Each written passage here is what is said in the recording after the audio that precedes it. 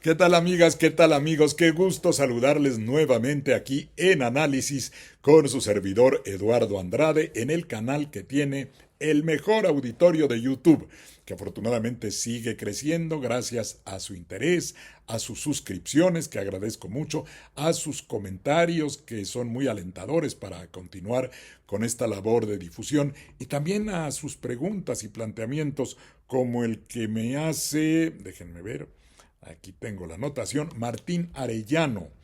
Dice, no puedo aceptar que una senadora de la República pida la intervención de una potencia extranjera. ¿Esto no es traición a la patria? Voy a dar respuesta a esto, pero antes quisiera desahogar un punto que anuncié en un breve video que grabé en el Colegio de Veracruz, donde participo como investigador, y la verdad es un lugar precioso, seguramente lo pueden ver ustedes en ese video.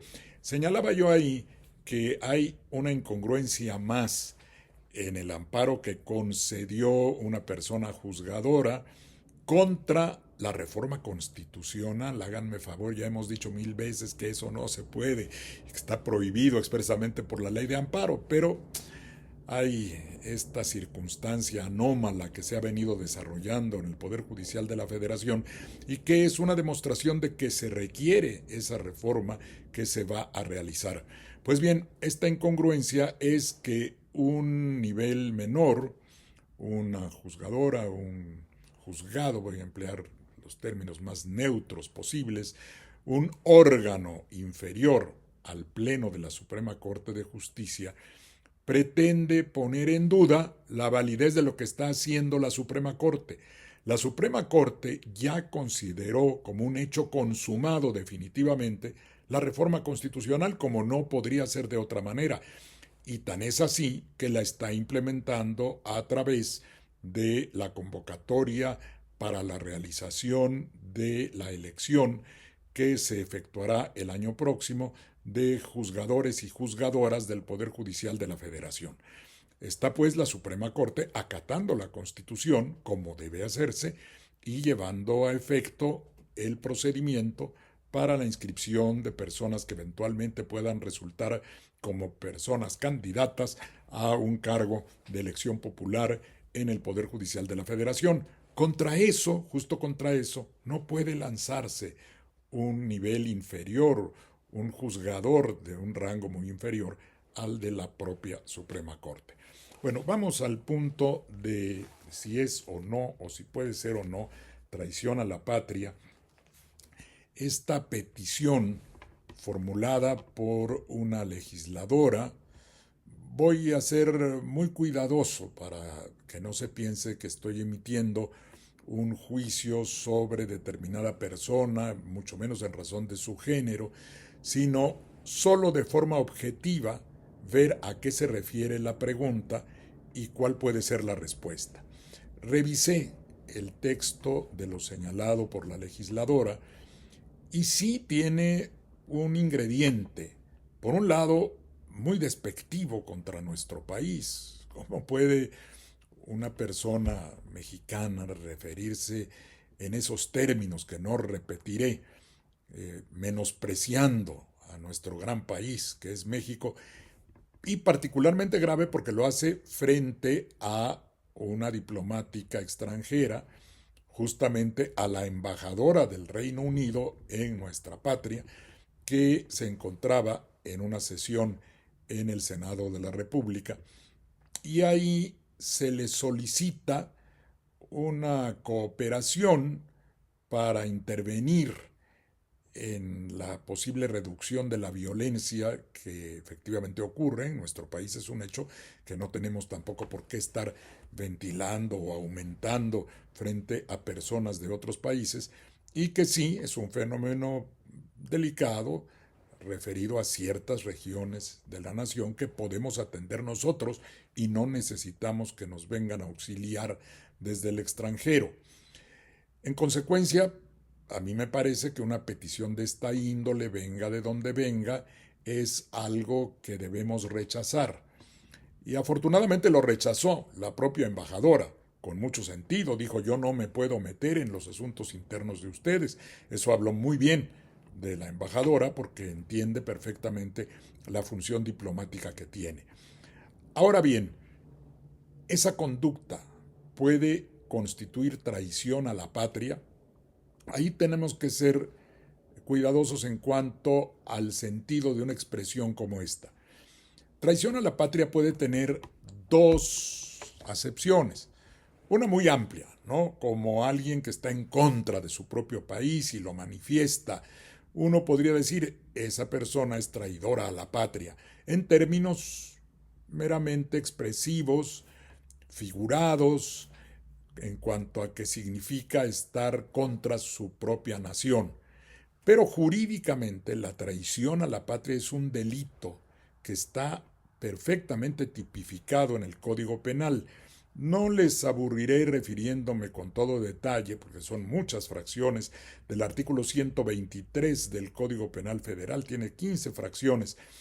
La primera de ellas, que es la que pudiera considerarse muy de lejos, pienso que solo como una referencia jurídica muy amplia, dice que comete traición a la patria quien realice actos contra la independencia, soberanía o integridad de la nación mexicana con la finalidad de someterla a persona, grupo o gobierno extranjero. En primer lugar, debe tratarse de actos. Yo no creo que una mera expresión pueda dar lugar a la configuración de este tipo de delito. Además, tendría que verse muy claramente la intención de que se someta a nuestro país a un grupo o gobierno extranjero. En el caso de las manifestaciones hechas por la legisladora, no creo que cuadren, no creo que puedan quedar dentro de esta figura delictiva, sinceramente. Y menos respecto de otras fracciones, que como les decía, no leeré todas, pero muchas tienen que ver con actos cometidos durante una guerra, el tomar parte en actos de hostilidad contra la nación mediante acciones bélicas a las órdenes de un Estado extranjero. Y claramente se trata de una situación gravísima de traición a la patria. Formar parte de grupos armados dirigidos desde el extranjero, organizados dentro o fuera del país, con la finalidad de atentar contra la independencia.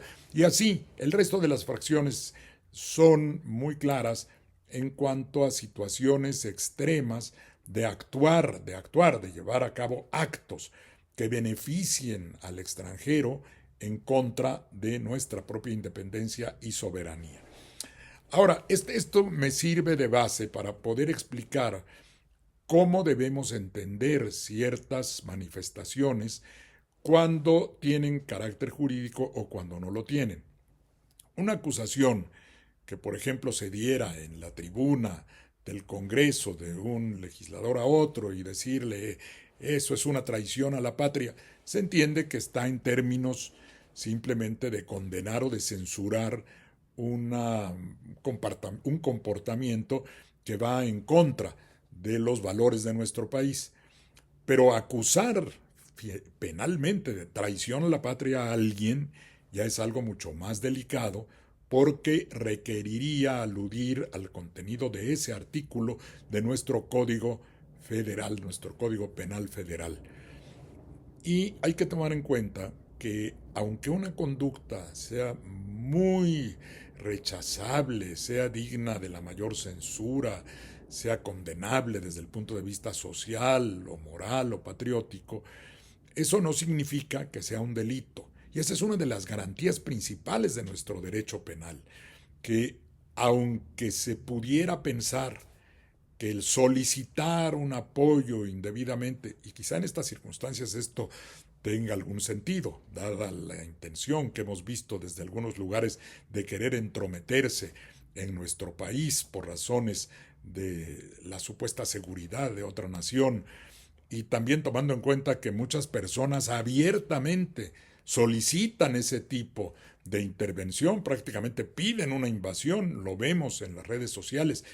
Esas conductas podrían, lo digo en términos potenciales, no estoy diciendo que deba tomarse la medida, digo que puede llegar a considerarse en términos académicos, teóricos, de una posible tipificación de esa conducta que vaya en contra ya claramente del interés del país al pedir una intervención extranjera, pues mientras no esté tipificada como delito, por muy censurable que sea, no puede acusarse a nadie de algo que no está, como lo señala expresamente nuestra Constitución, tipificado, es decir, descrito con toda precisión en el Código Penal o en las leyes que establezcan un delito.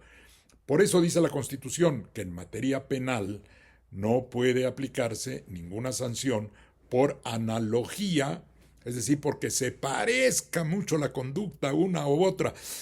Pues sí, llegar a pedir una intervención extranjera se parece mucho a esta idea de un acto que vaya contra la independencia del país, pero mientras no esté descrita con toda precisión, no puede constituir un delito. Dice la Constitución, no podrá aplicarse pena alguna por analogía ni por mayoría de razón. Aunque uno dijera, oye, si está prohibida esta conducta, con mayor razón debía estar prohibida la otra, pues sí, debería estar prohibida, pero mientras no esté una conducta expresamente tipificada, descrita con claridad en qué consiste en las leyes penales, no se puede perseguir a nadie. Y esa es una de las mayores garantías de seguridad.